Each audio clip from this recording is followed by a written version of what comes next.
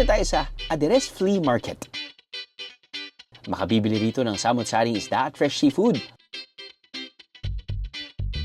Kabilang na riyan ang isang sikat na klase ng crustacean dito sa Zamboanga, ang kuracha. Hindi pa yan luto, biyeros. Talagang orange ang kulay kahit hilaw pa. Mabibili ang kuracha mula 700 pesos hanggang 900 pesos kada kilo. Depende sa laki. Mula pa raw sa hulo, sulu ang mga kuracha na ititinda sa Zamboanga City. Mga kuracha, may ganyan pustuhan, parang bahay. Yo, doon Malakay. Malakay. Dalawa. Woohoo! Dalawa. Buti na lang, hindi na kaya ng pawigan. Big Mama.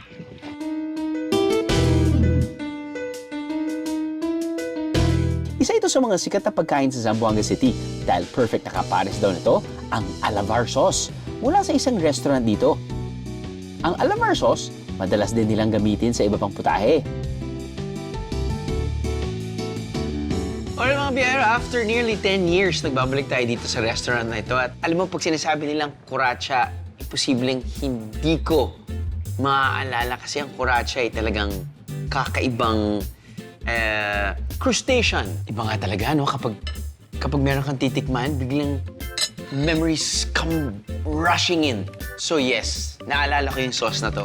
Alam nyo ba na meron kaming nakita sa TikTok na nag-viral kung paano niya, I guess, tinatanggal yung meat ng Alaskan king crab. Parang ginanon lang niya, tapos lumabas na kagad. Now, of course, depende rin yan sa pagka-fresh ng king crab. Depende sa pagkaluto. But anyway, pwede natin subukan yan dito sa kuracha. I mean, it's gonna be dirty, but sinubukan lang po natin, pero talagang hindi mangyayari yan. Ang normal style ko of kina-crush ko siya muna.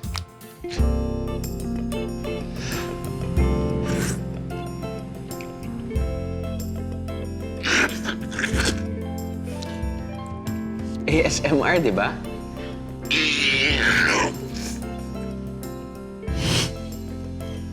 Buti na lang walang ibang customers dito.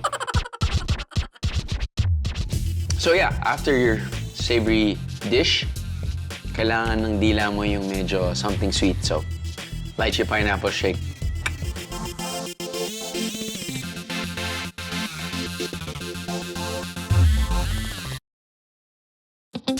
Star of the show talaga would be the sauce. Para siyang may halong gata, na may peanut butter, na may alamang, na basta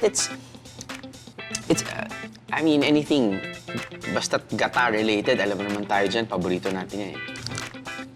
Ako magagalit yung dentista ko kapag ginawa ko yan. Makabibili na ng Alabar sauce for 340 pesos. Habang 2,400 pesos naman ang 3 piraso ng malaking kuracha. Curious ako mga biyero, paano nyo kinakain ang crustaceans nyo? Crab, shrimp, or kuracha? Inipon nyo ba muna sa isang platong laman? Para minsan ang kainan? Sinisip-sip nyo ba ng bonggang-bongga para simut-sarap? Oh no! O baka naman gusto nyong may kasama? Para ipahihimay nyo na lang sa kanya. Pabebe lang? Ayaw pa mag-share?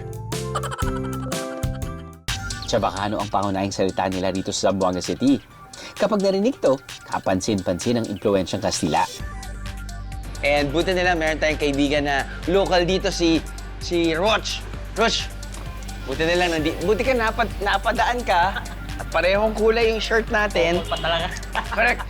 Tulungan mo naman kami. Kasi may konting challenges yung producer na hindi rin siya Chabacano, pero gusto lang niya talaga ng magpaandar, no? Let's learn Chabacano together, Bieros. Vamos! Donde el Casillas? Nasaan ang bahay? No? Bigay ako sa'yo ng clue, sir. Okay, clue. Pag ikaw ay travel, okay. Tapos, dito sa gilid. Ayun. Tapos gusto mo tinawag ka ng kalikasan. Saan yung banyo? So, Casillas ay banyo. Donde el Casillas? ede pipi, ede pupu. Oh, no! Makosa di tuyo nombre. Para siyang ano? Tuyo, para siyang danggit. Pare, meron ka bang danggit dyan? Tayo na. Malayo na.